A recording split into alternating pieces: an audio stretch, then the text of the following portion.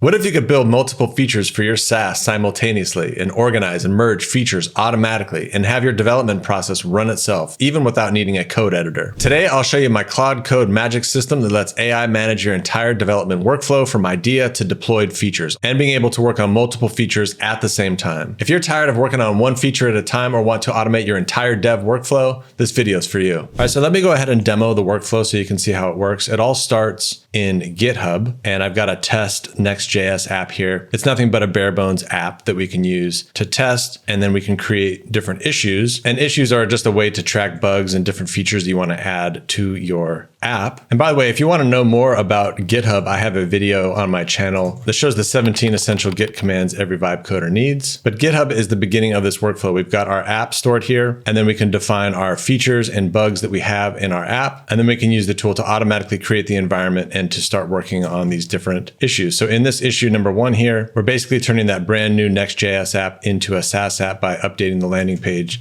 to look more like a SaaS landing page with the hero and the features and the pricing and all that. So now in order to launch this, we just jump into our terminal here, and I'm inside the Claude Code directory. Inside that directory, there is an environment variable that sets up the keys to GitHub and to Claude Code so that it can operate. And then all we have to do is just type start issue, and we'll give it the issue number 1. And there's a couple other commands here that really aren't that important for now. And we just say build. And so now what this is going to do is it's going to launch the Docker containers. It's going to launch one for Claude Code, and then it's going to launch another one for Next.js, where it's running the app. And then it's going to take all of the GitHub information for issue 1, and it's going to automatically add that context into Claude Code. And then we can start running that, and we'll be in interactive mode so that we can actually interact with Claude Code in this particular version. And then from there, as it's updating the code, this Node.js container will restart and allow us to see all of the recent changes without us having to actually do anything. And then again, I'll explain how all of this works in just a few minutes. If you're enjoying this video, make sure to like and subscribe. It tells me what type of content you want more of. So now we can see Claude Code is up and running. So now what we can actually do is access Claude Code in the browser in a similar way you might be used to using something like bolt.new or Lovable. And so now we have Claude Code here. So you can see here, it's also setting up Next.js right here. And so you might already be thinking that while we're working on issue number 1, we could also come over here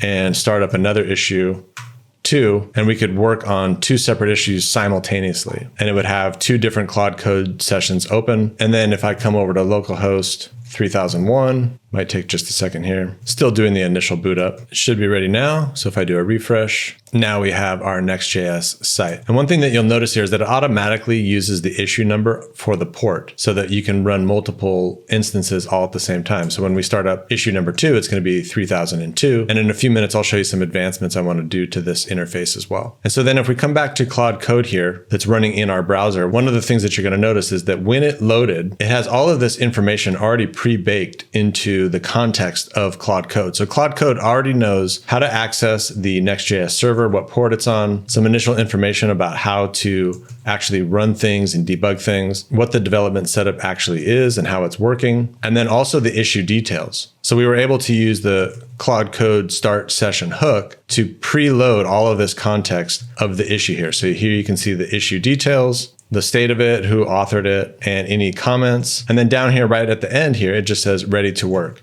You can say things like solve this issue or analyze the requirements, and it will just get to work. So we can just take what we had in the issue itself as the prompt and simply say, solve this issue. And we can do this completely automatically as well. That's another feature I want to add, and we'll talk about that in just a second. So what's going to happen is it's just going to start to work on this issue. And as it does, this app will automatically be updated. We don't have to rebuild it or do anything. It'll just rebuild every time we make a change. So now it understands the current structure. It took a look at the files. It's a standard Next.js app, and it's just going to continue to build out everything for us. Now, because we're in interactive mode, it's going to ask us a few questions. We could turn this off as well if we wanted. And I really got this idea about doing things in the browser here because a lot of time when I'm actually developing here in VS Code, I don't really go into the files. I'm really just over here on the right side, just running the prompts and building out the code and then swapping back and forth between the app itself. And so my thought was, okay, well, if I don't really use VS Code that often, could I build this interactive session and then maybe even down the line, like Lovable, have a setup like this where we have Claude Code running here with all of the AI building everything, and then we could have the Next.js app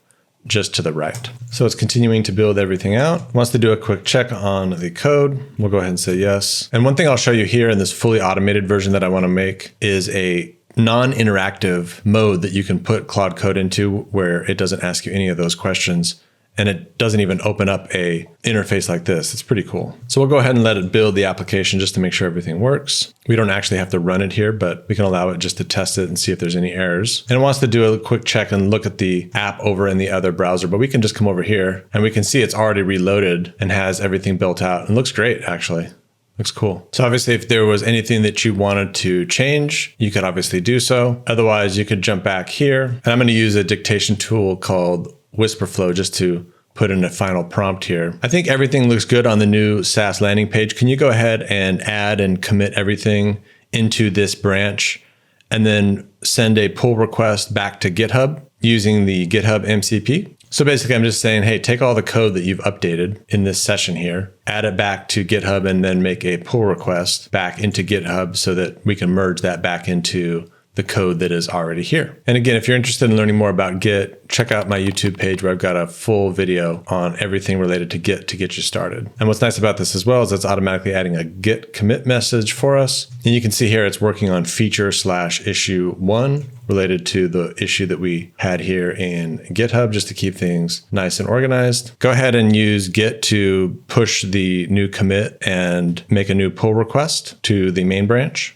Go ahead and make the pull request. So it looks like I just didn't give access to that personal token, the ability to make a pull request. So I'm just going to update the personal access token. So you can see here we only have read access to the pull requests, read and write. I updated the personal access token to have write access to the pull request. It should be good now. All right, so it pushed the code. Now it's going to create the pull request. If we jump back to our app here and look at our branches, we now have this feature branch. We just added here. You can see Claude Code just added it. And now we can see there's a pull request from Claude Code for updating the homepage. And it's got a summary of everything that was done. And then we could just merge that into the main branch. And then all of the issues that we started from here would have all of those updates. And so what you can see, which is cool about this, is that we can run multiple branches and multiple issues at the same time. All starting from the main branch, we'll have issue 1. We could have issue 2, do the development on each one of these separately, and then it will do a pull request into Git, and then it'll merge back into the main branch. And you would do that just by running the same system here, up-build, and then you're going to see, notice how it's running issue 2 on a different port. It's going to boot everything up just like it did. And that's what allows you to, on the same computer, develop multiple issues all at the same time. Issue 1, 2, 3, all the way up to X. And you can see it's booting up here. So now that this is all loaded, if we were to go to localhost 2, you can see here we have the Next.js app that's in the old state. Because remember, we have the main branch, we'd have issue 1 doing its work and issue 2 doing its work.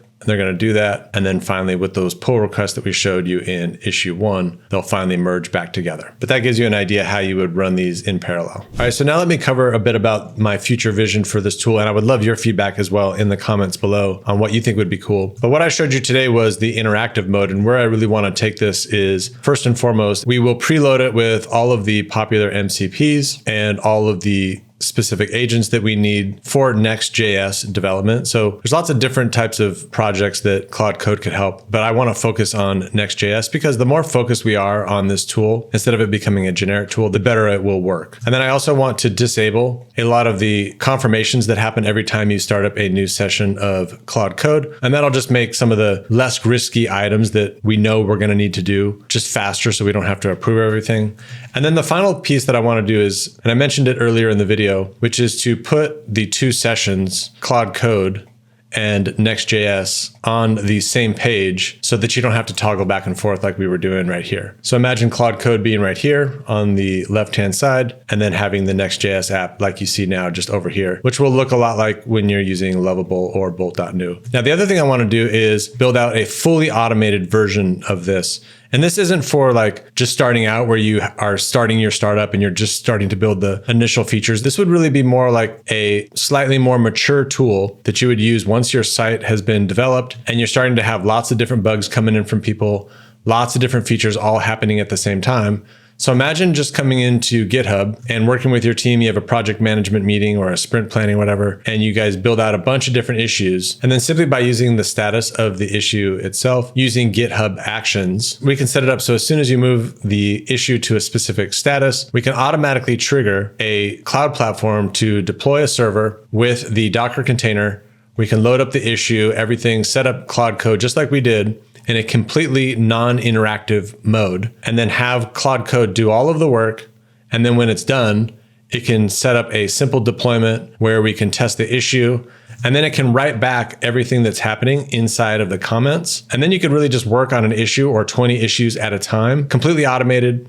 And then once all of these issues are done and there's pull requests like you saw earlier where they're getting merged back into the main branch, they can come back here, and then there could be another bot or agent that comes in and makes sure all of these features are coming back and there's no conflicts and they all work together, all automated 100%. So let's talk a little bit about how all of this works. So I am using Docker, and more specifically, I'm using Docker Compose. And really all that is without looking at all these different files, basically what I've created is 2 Docker files. And I have other videos that talk a little bit more about Docker and how it works. And all it really does is it's a list of commands that installs software and creates this container with everything running inside of it so that you can deploy it and orchestrate it with other Docker containers. So this Docker container for Claude sets up Claude and it checks out the code. And then this other Docker file here is what runs the Next.js site. So we have these 2 Docker files, and then we have the Docker Compose file, which orchestrates how these 2 work together. And as I continue to build this out, I'll go into a lot more depth on how all of this works. But for now, knowing that I'm using Docker to orchestrate all this is a good start. Now, the other thing I want to introduce to you here as well is hooks. So if you remember when I first started the site here, and I'll go to issue 2 so we can look at it, it should be there. Remember here we had the issue details and everything that Claude needed to execute this issue. Notice how all of this was loaded up ahead of time. So now what I'm using here is something called Claude Code hooks. So this is something that you can do a little bit of research on your own, but it essentially lets you inject context into Claude Code at different times. So the one I'm using currently is session start. So if we come back here into the code here, into the Claude entry point, I believe it's in here. What we're going to find is we have this code here, which is executing a Claude Code hook session start, which is loading the GitHub issue information. And without making it too complicated, all that's doing is making it so that once this session runs, it initiates that hook, runs that shell script, that script that will get all the information from GitHub, and then it injects it into Claude Code before we actually have anything typing here. So if I were to come here and say, what context do you already have? And remember, we just loaded this. It's going to say, hey, based on the session context, I have repository information, issue details, development environment information, and the Git status. So the specific Git issue that we're working on. And it says, I'm ready to help you update the background color to pink. Would you like me to analyze the current code base and implement this change? And again, if you remember, if we went back to our issue here, issue 2 was to update the background color of Next.js to pink. And then on that note of cool Claude Code settings, for this fully automated version, there is also another cool setting. I'm going to open up a new terminal. If I type Claude, and then I believe H for help. There are a bunch of other settings here that I encourage you to look at, but the main one I wanted to show you was, at least for this fully automated version, there's a bunch of things that we can automatically turn off or give permission to. We can give permission to allowed tools so that it doesn't always ask us for things. And you can also skip permissions. And then there's the ability to run a non-interactive prompt like this, where you have to interact with it. You can launch Claude Code and it will just start to execute with the context, give it your prompt, and it will load it, do it all without actually any interaction right here. Cool, and I've already shown you quite a bit about how this is interacting with GitHub, but essentially here, what ends up happening is in the environment variable, we have a GitHub token, and then in our scripts here, you can see here we have some scripts that automatically are using Git to pull the code and set everything up, create the different branches so that it's already set up when Claude Code runs. So now if you're interested in this stuff, I'd love for you to get involved in the Vibe and Coders community. It's an engaged group. Inside the group, we're all going to be discussing how to improve Claude Code Magic. That's the name I have for it now. Inside the classroom, there's also a SaaS framework that you can use to quickly build out a SaaS platform from scratch, including payments, navigation, and everything. There's also support calls and a networking call on Fridays. And most importantly, there's just a bunch of other startup entrepreneurs in here helping each other out. Now, more than likely, I am going to open source this project on GitHub. Until then, you can get access to what you saw here on the video inside the community. I'd love to see you there. Either way, I hope you enjoyed this video, and I'll see you on the next one.